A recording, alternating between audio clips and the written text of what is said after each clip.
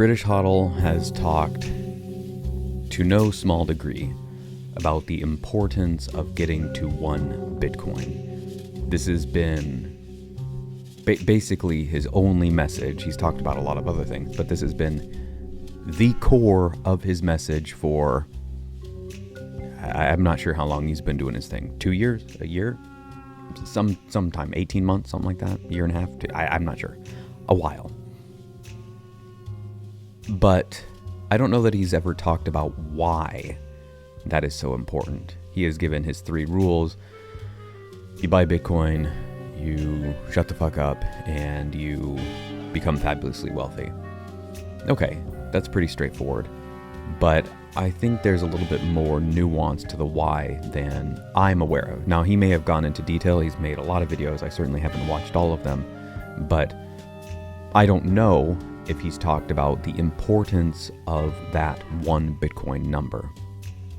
I've seen some people going around online saying, hey, 1 Bitcoin is out of reach for most people, but that's okay. Getting to 0.1 will just be like having 1. That doesn't even make sense. That's no, it's not. It's literally a tenth of a whole Bitcoin, so no.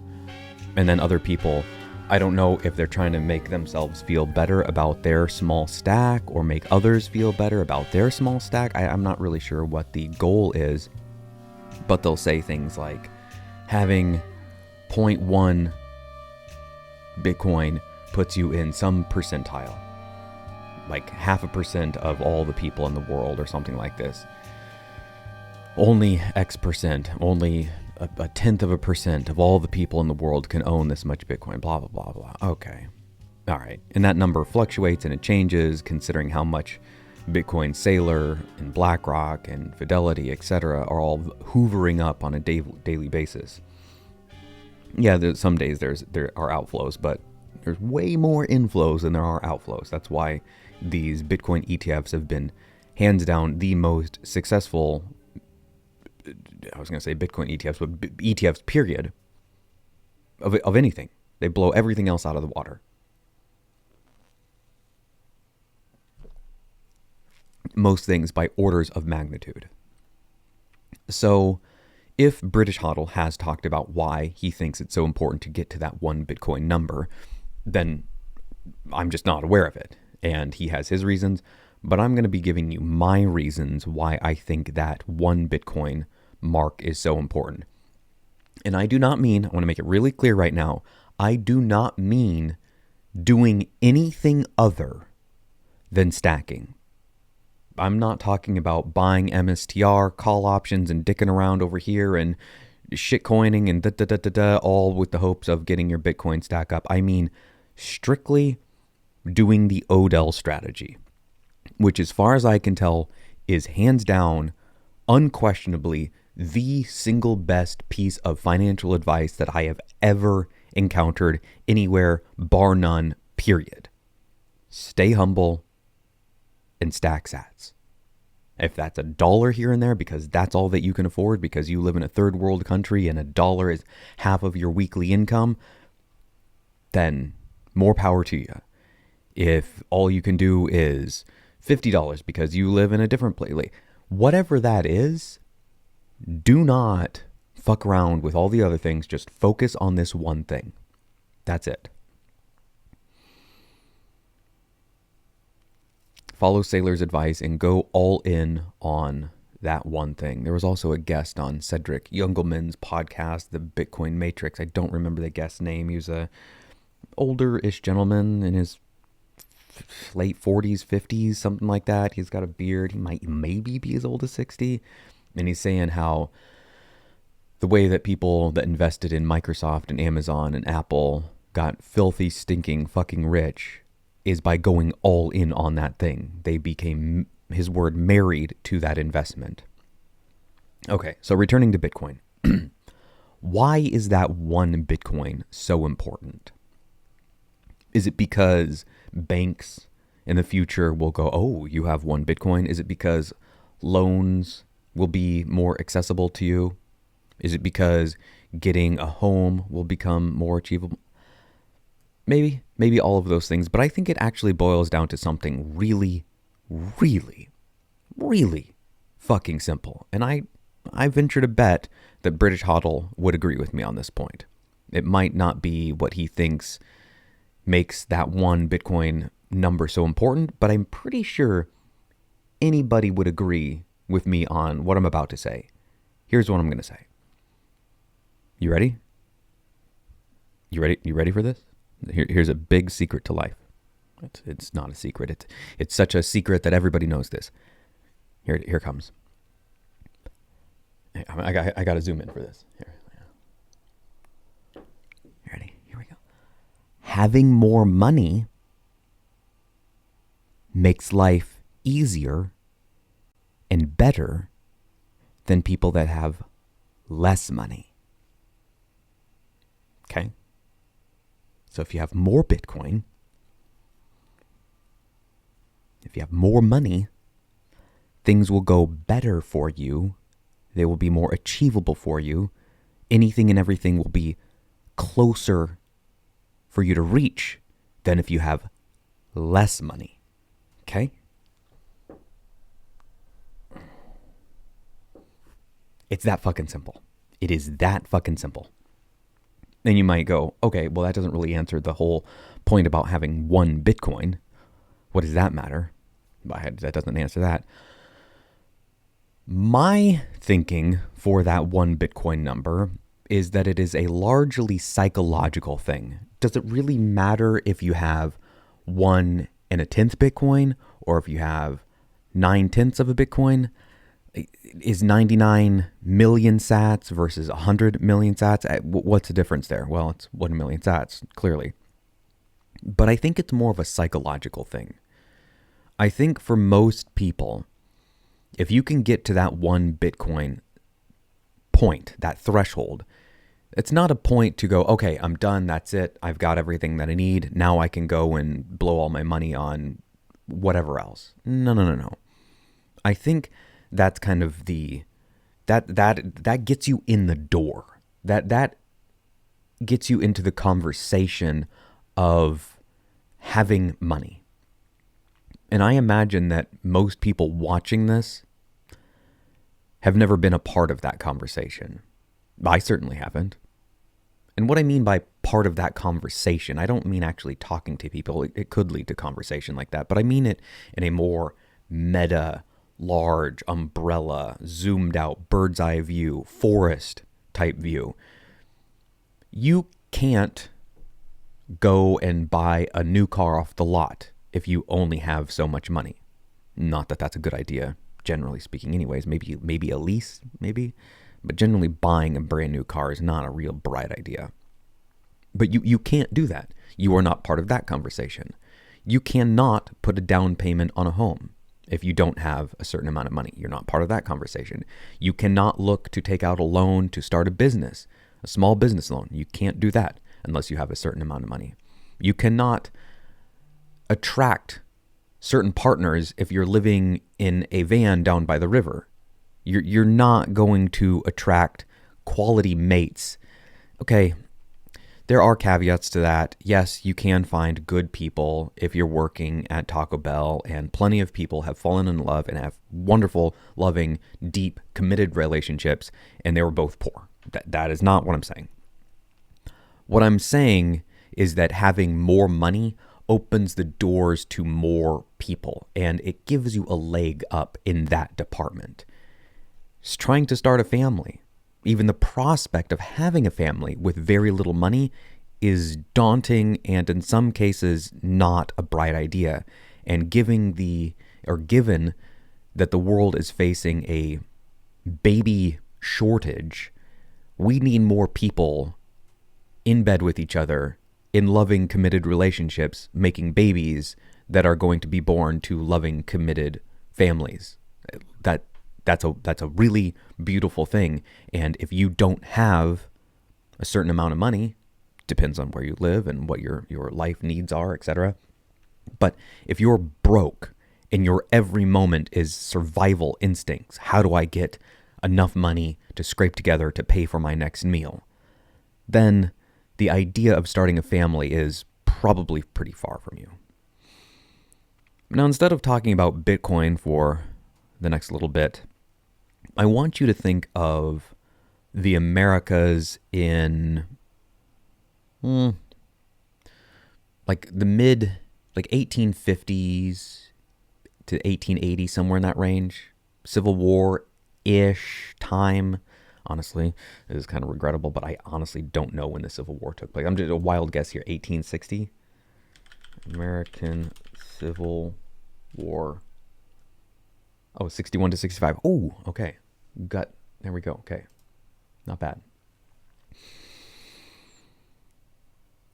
When Lincoln became president, I just learned this, the federal government owned a bit more than 50% of all the land. Most of that was out west. And Lincoln lifted that and said, if you go out and you work the land, you live and work the land, live on and work the land, you can have it. It's yours. It's not doing us any good. And you went out there and something was done with it, because land that is being used and mined or farmed or ranched or whatever is a lot more useful to an economy, to a government, to a people, to a civilization, to a country, than land that's just sitting there. And you might say, okay, what does that have to do with Bitcoin? Well, you can't use Bitcoin quite the same way as you can land. You can't live on your Bitcoin. It's not a physical thing. You can't farm it. You can't ranch it. You can't hunt on it, etc. But I think there are some parallels, and Saylor and many other people have talked about this, to Bitcoin as digital property and actual physical property. One thing that is different, but has a lot of similar characteristics between Bitcoin and physical land is there's only so much Bitcoin. And yes, there's only so much land, but you can kind of get more land. That's not that big of an issue. There's a lot of land that could be lived on that isn't right now. Way more. We don't have a land shortage. There isn't a catastrophic problem with people not finding places to be able to live. That's not the case. And even if we were to use up all of the land on Earth, we still have other options. And by that point, I do think that moon bases or Mars living would actually be a viable option. So land is not, it's not truly scarce, not the way that Bitcoin is.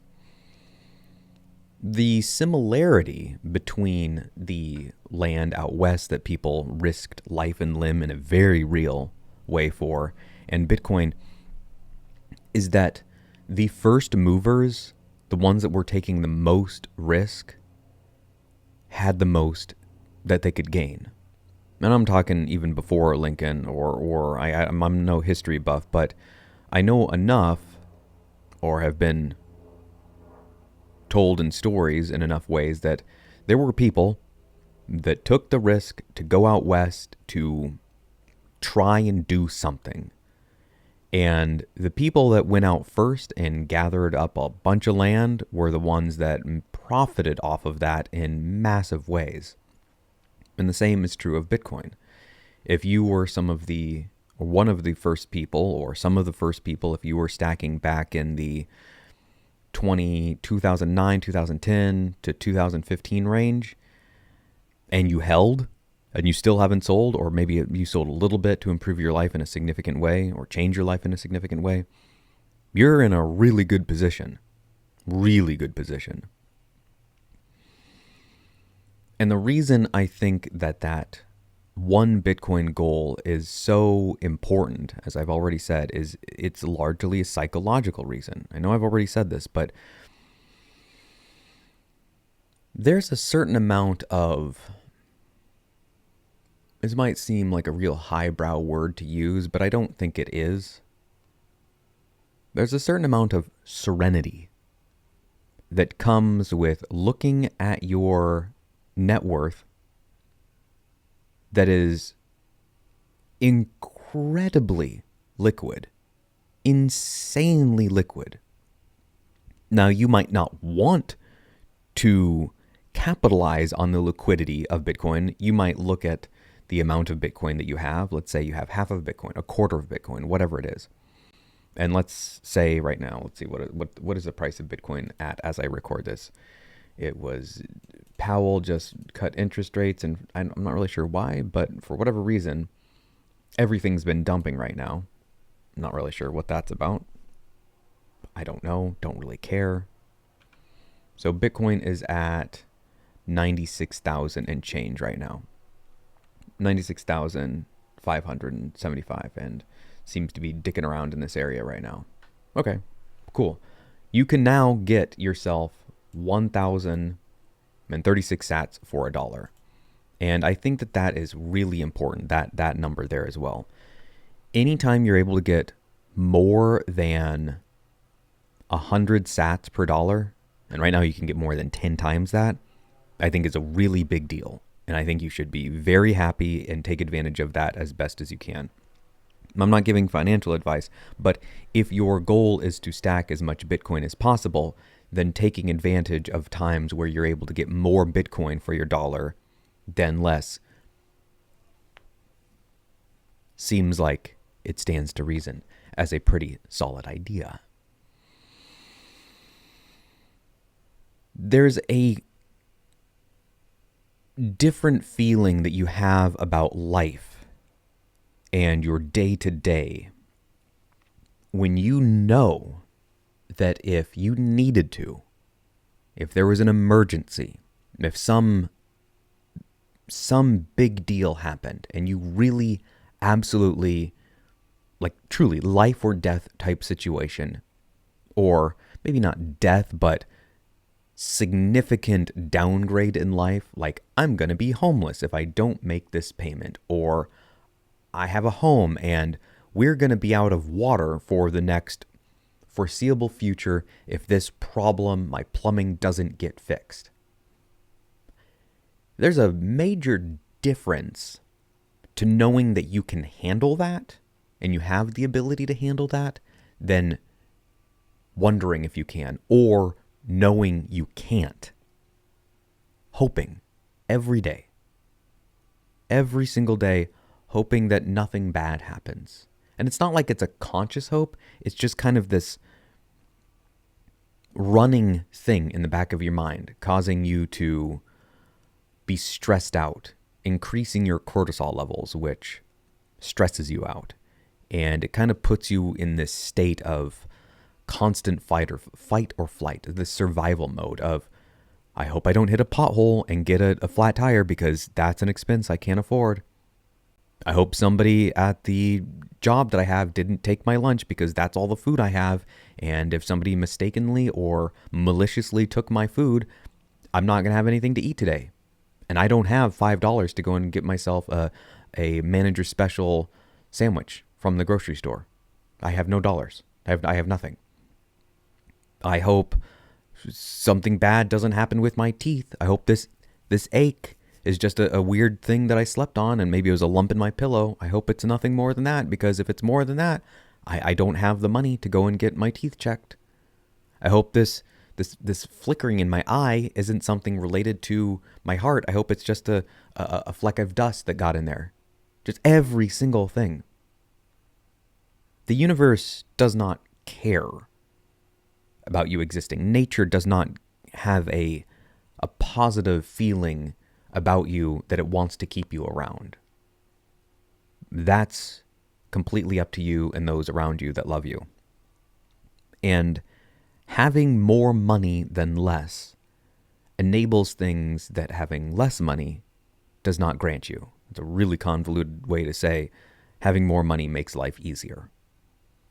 Joe Rogan's talked about this. He has said that at a certain point, your wealth just makes everything free. You just get whatever you want.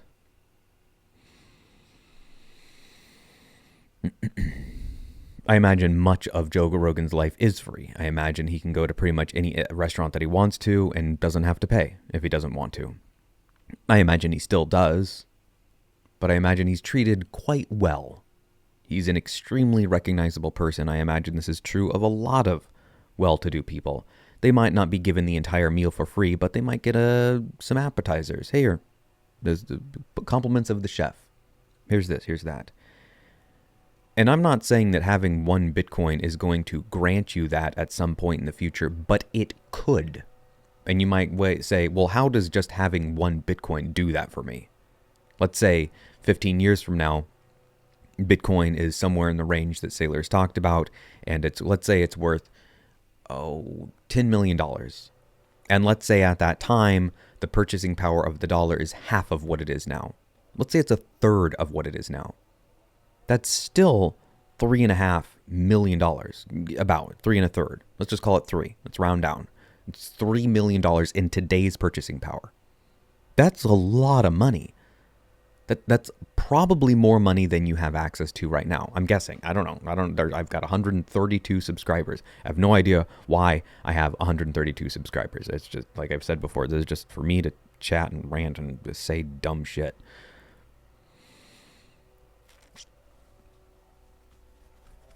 But what you can do with $3 million is a lot more than what you can do with $0. Who would have thought? Wow. Whoa. Incredible.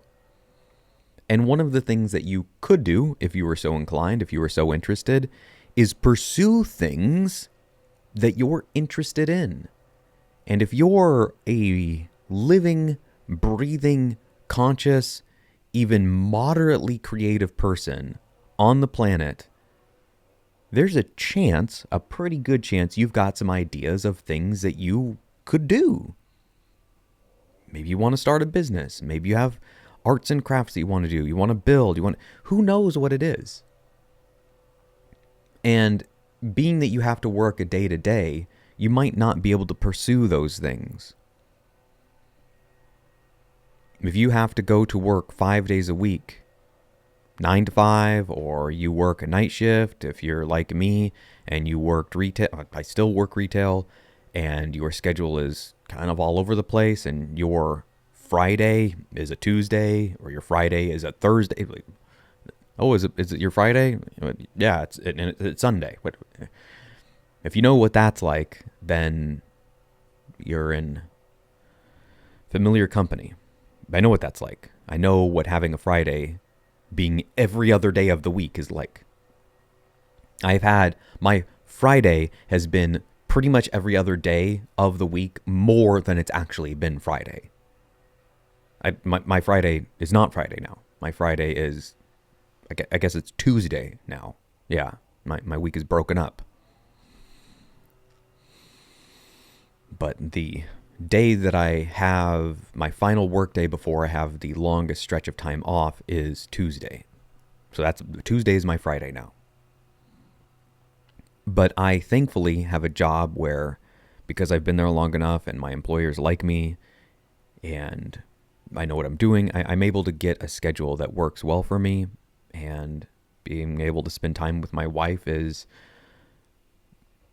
the most important thing to me. I had to pause to see if there's anything else that was more important. I don't know why I had to pause on that. I guess it's just, no, there's not. That is the most important thing.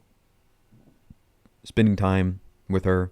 But I guess why I pause is because it kind of goes hand in hand of being able to care for our well-being. And if I can't do that and we're on the streets homeless, that kind of sucks. Not that we ever have been, and I never want to be. I was on my own at one point in time about, how long ago was that? 12 years ago at this point?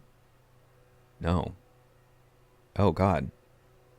No, it's more like 18 years ago at this point. Sheesh. Yeah, it was a hot minute ago. Really? That long? Wow. Huh. Yeah, I guess I would have been around 16, 17 years ago, I guess. Yeah. Wow. Okay. Not yesterday, but it feels like yesterday. Time's weird. I think that's the biggest thing that having a Bitcoin will allow you to do. It will allow you to pursue the things that you're interested in doing.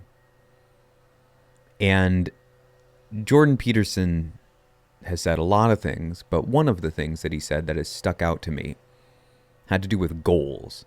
And he was saying if you're going to make a goal, you may as well make it a really high, lofty goal. If your goal is to lose weight, to get in shape, or to gain weight and get in shape, why not make your goal to lose 40 pounds if you know that that's really where you need to be healthy? You might go, well, I'm just going to shoot for 5. Really? When you know that you're sitting at 240 right now and you really would like to get under 200, that's kind of that psychological number for you. You've wanted to be under 200. The last time you were under 200 was in your mid-years in college, and you felt the best that you've ever felt at that point, and you just that was the weight that you really like to be, and you grab some chunks on the side and your leg, I could stand to lose 40 pounds. But you're thinking, but I'm going to make a more achievable goal of getting down to 235 pounds. That's not really much of a goal. That's like, oh, I'm gonna write. There's this NaNoWriMo thing, National Novel Writing Month, where in November the goal is to write 50,000 words in that month, and so for the whole month I've got to be writing 1,666 words a day. But I'm just gonna make it November and December because why not? Really? Why not aim for 2,000 words a day and go for 60,000 words by the end of the month? I guess it'd be about 62,000 words. Yeah. Why not that? Why not aim a little higher? I'm working on a project right now that, to my knowledge, not one person has ever done in Bitcoin. It requires multiple talents, of which I think I'm competent in. I'm not quite ready to share what it is, but I will be releasing it in 2025 at some point. And I'm hoping it does all right. My goal, my personal goal for this thing is for it to be the best of this thing, bar none.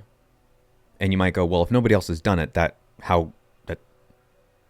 you're the first, then come on. Well, yes, I am the first, as far as I know, I could be wrong, to do this thing. But there are things that are close-ish, kind of adjacent to it. And I want to blow those things out of the water. I want Bitcoiners to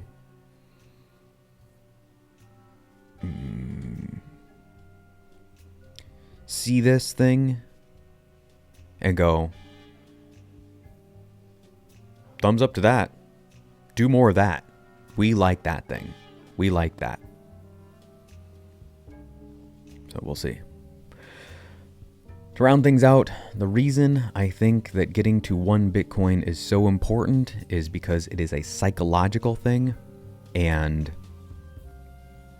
as I made quite clear earlier, getting to 1 Bitcoin will enable things for you and give you a peace of mind, a sense of well-being and safety that you're just not going to find even if you are at 99 million sats. You really couldn't find a way to get another million? Well, the price is $1 million now, and I just can't scrape together $10,000. You were able to get all this other money all the way on the climb to $1 million, and you just stopped here? That's interesting. You couldn't just keep on saving. No, I had to stop saving. Okay, that's odd, but all right. You've seen what Bitcoin has done. You've seen it. Did you just go type in BTC in the Google search bar, hit all for the time frame, and There you go.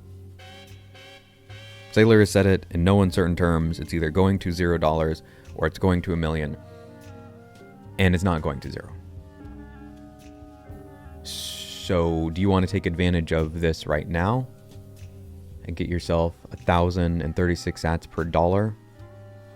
Or do you want to wait until the price is $500,000 and you're getting 200 sats per dollar?